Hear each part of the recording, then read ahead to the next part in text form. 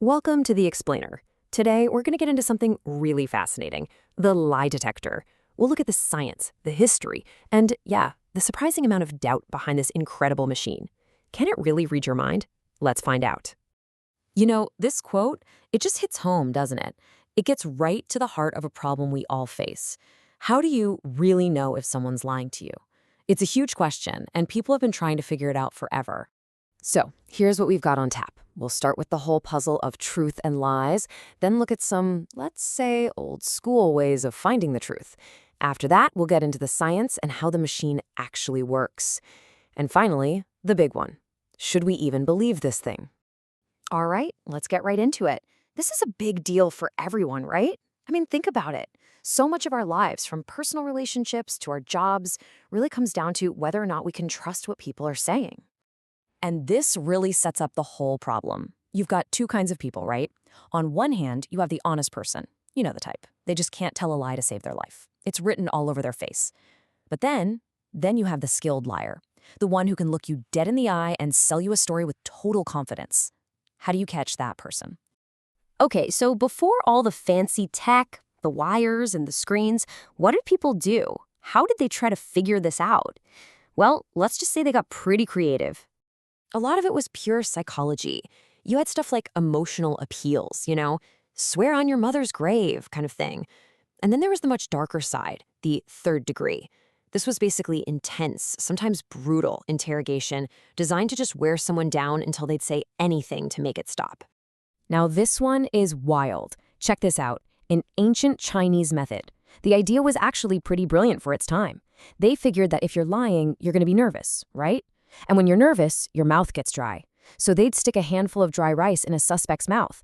If they couldn't spit it out wet, well, you were probably lying. It's kind of the granddaddy of the modern polygraph, in a way.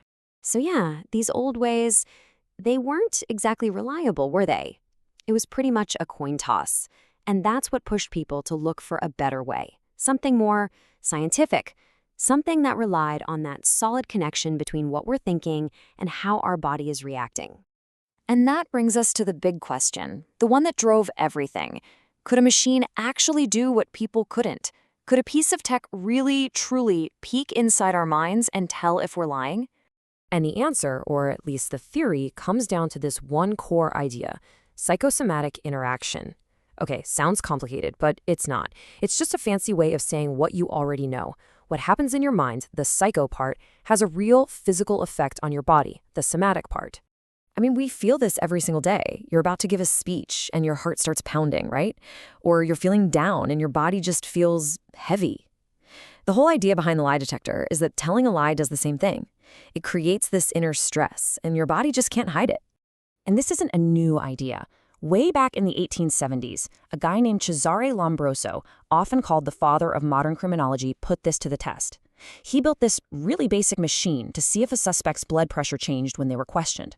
Super primitive? Sure, but that was it. That was the spark. From there, it was just decades of making it better and better. Okay, so fast forward to today. How did all that history lead to the modern machine? Let's break down how this thing actually works. What is it really measuring? First off, and this is super important, it's not just one test.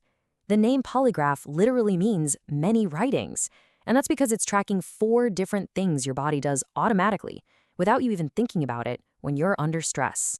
So what are these 4 things? Well, first, you've got tubes wrapped around your chest to measure your breathing.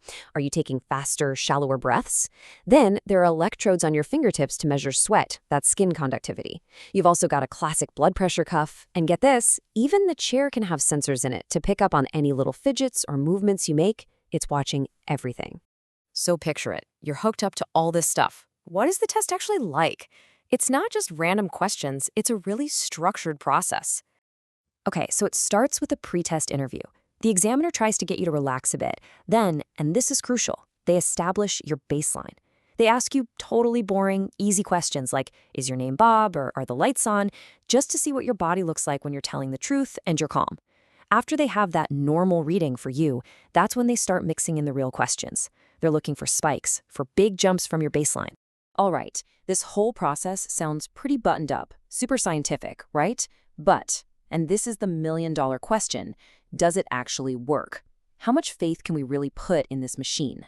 And this is where we get to the polygraph's biggest problem. It's Achilles' heel. See, the machine doesn't have a lie detector button. It's a stress detector. So think about it. If you're an innocent person, but you're terrified of failing the test, your body's going to be going wild. You might look like you're lying on every single question. But a stone-cold, practiced liar, they might feel no stress at all and just sail right through. That's the paradox right there.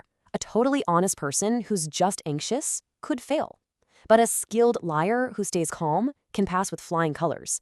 The test itself can create the very reactions it's looking for. So where does that leave us? For centuries, we've been searching for a perfect way to find the truth.